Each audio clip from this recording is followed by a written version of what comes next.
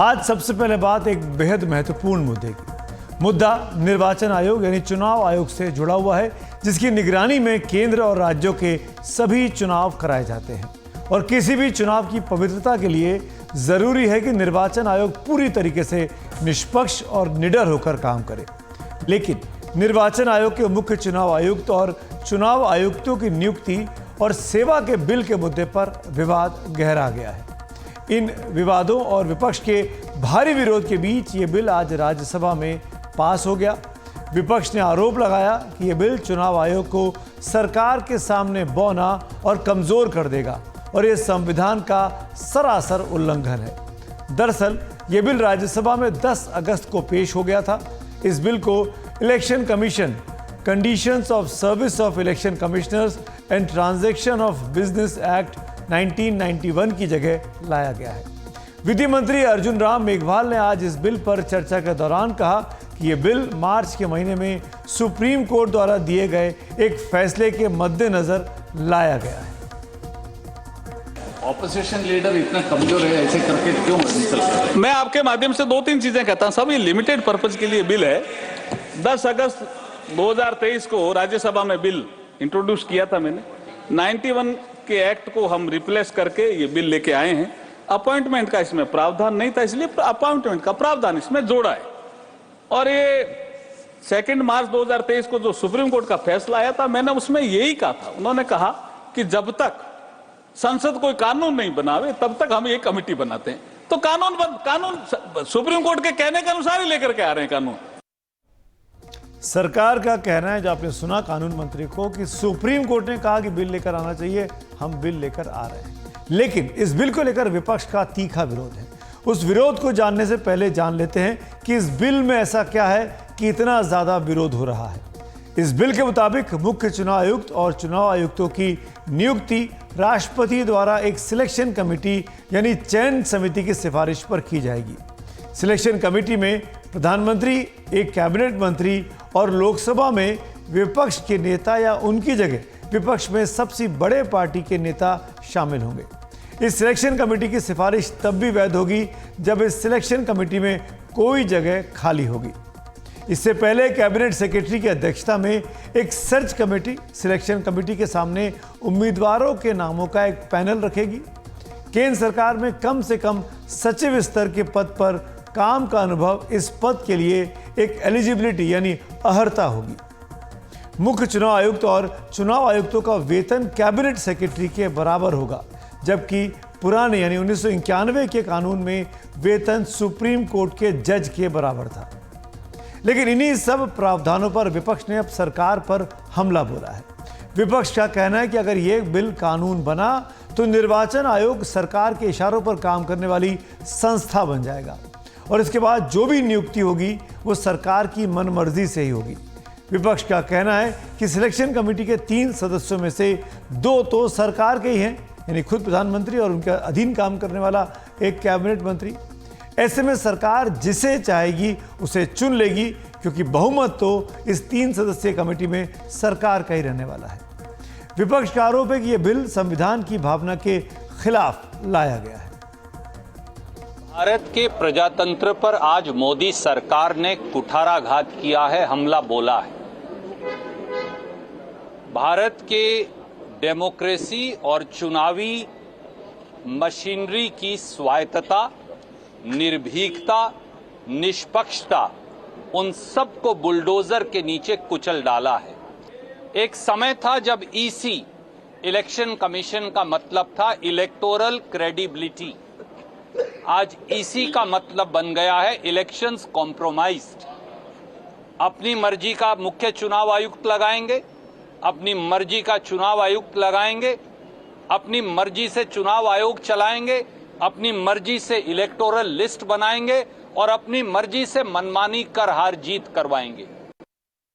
ये बिल नहीं है, बिलडोजर है, जिसके जरिए केंद्र में बैठी भाजपा सरकार ने चुनाव आयोग की निष्पक्षता पूरी तरीके से समाप्त कर दी है, उस पर बुलडोजर चला दिया है इस बिल के माध्यम से। ये बिल मुख्य तौर पर 3 लोग या संस्थानों की कंटेम्प्ट में है, उनका अपमान करता है। पहला है सुप्रीम कोर्ट ऑफ इंडिया, जिसके यूनैनिमस कॉन्स्टिट्यूशन जज बेंच जजमेंट को पलटने के लिए यह बिल लाया गया। यानी कि सुप्रीम कोर्ट को खुली चुनौती है कि आपको जो ऑर्डर पास करना है, जजमेंट देना है, दीजिए, हम कानून लाकर आपका जजमेंट बदल देंगे।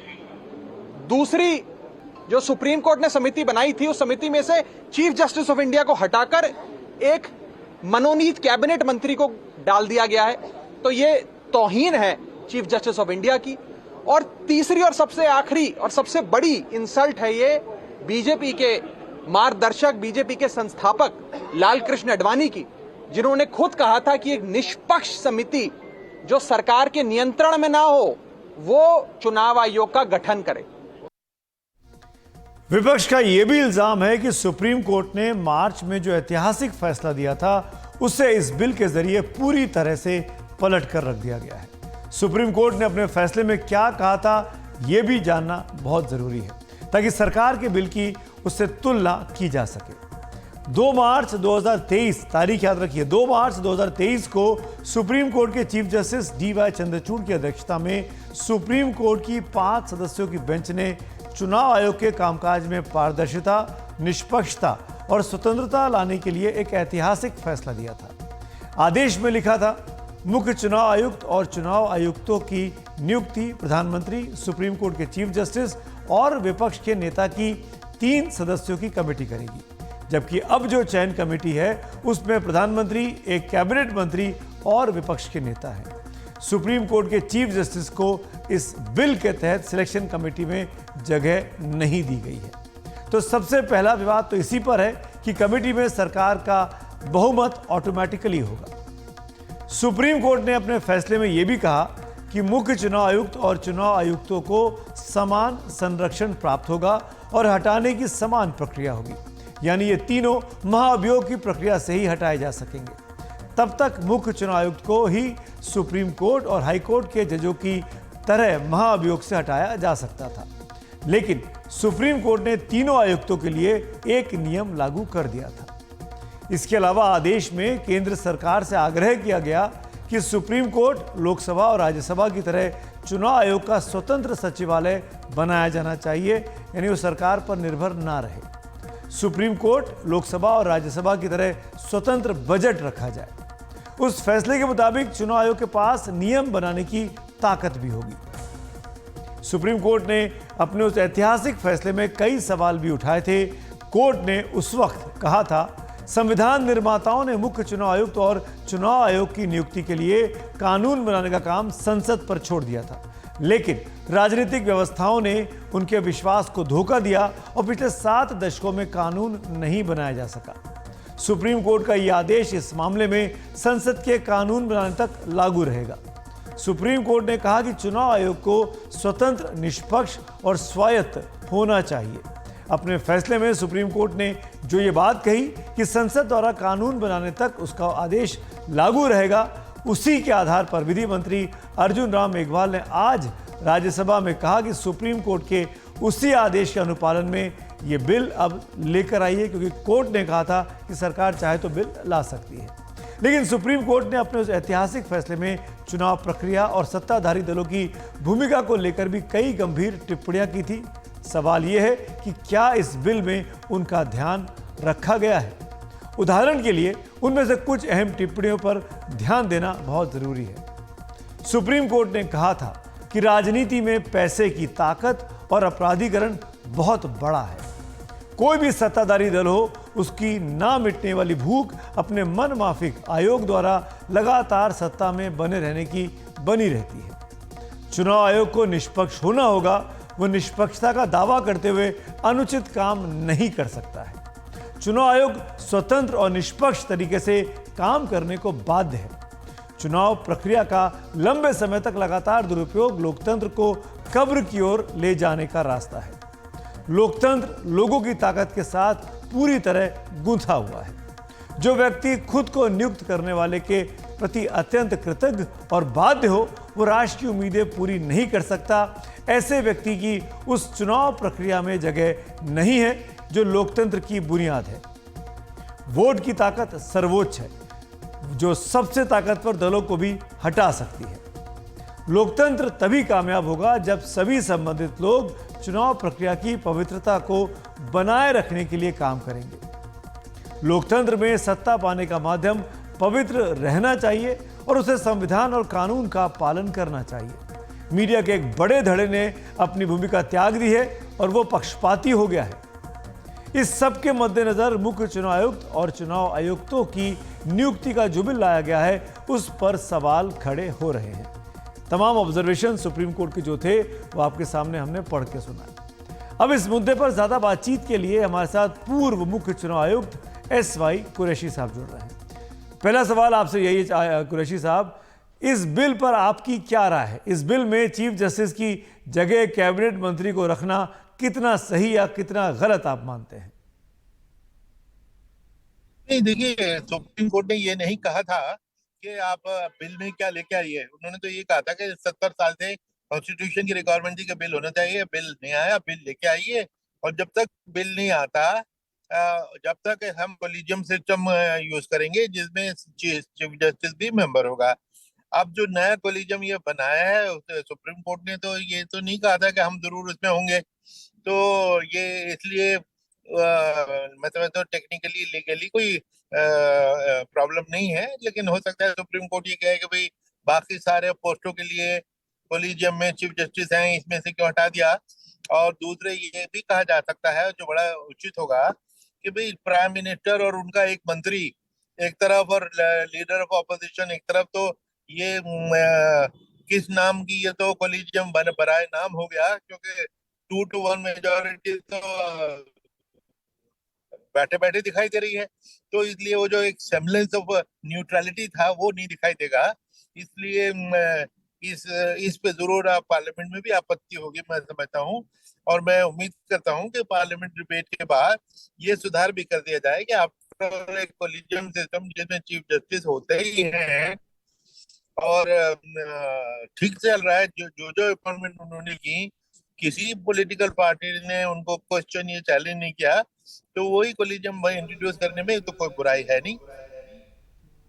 तो आप ये कह रहे हैं कि हो सकता है कि सरकार इस पर आगे सुधार करे, लेकिन सरकार अब भी तो ऐसा कर सकती थी जब ये बिल आज इंट्रोड्यूस किया गया राज्यसभा में। क्या आपको नहीं लगता कि कमेटी में तीसरा सदस्य कोई निष्पक्ष व्यक्ति होना चाहिए, जैसे कि चीफ जस्टिस का नाम था, या कोई भी जो निष्पक्ष हो, जो सरकार के दबाव में ना आए? बिल्कुल, यही जो बात कह रहे हैं यही मैंने बात कही कि कैबिनेट मिनिस्टर और प्रधानमंत्री एक तरफ तो एक ही पार्टी हो गई ना, एक ही वॉइस हो गई। तो लीडर ऑफ ऑपोजिशन का होना न होना बेकार हो गया, तो फिर तो कोलिजियम का पर्पस ही डिफीट हो गया। तो इसलिए थर्ड पार्टी चीफ जस्टिस होते ही थे। आफ्टर ऑल चीफ जस्टिस की मौजूदगी में अपॉइंटमेंट हुई, जो सरकार ने चाही वही हुई, तो आगे भी यही हो सकता था। तो अच्छा, और बल्कि अब तो और भी एक इंटरेस्टिंग चीज है, इस बिल में एक प्रोविजन किया गया है कि एक शॉर्ट लिस्टिंग कमेटी होगी, जिसको अब सुधार करके कर दिया कि वो उसका चेयरमैन लॉ मिनिस्टर होंगे, और वो 5 नाम चुन के कमेटी को देगी, कोलिजियम को देगी 5 नाम। और वो 5 नाम कैबिनेट सेक्रेटरी है, जो भी मिनिस्टर है, वो प्रधानमंत्री से क्लियर के बिना तो नहीं पुट अप करेंगे।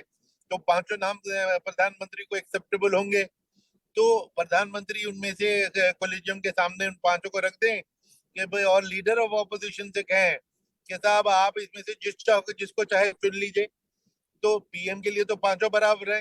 लीडर ऑफ ऑपोजिशन जब चुनेगा तो उसको ये फीलिंग होगी कि देखो मेरी चॉइस मान ली गई, तो यूनानिमिटी से एक बड़ा अच्छा सिग्नल जाएगा।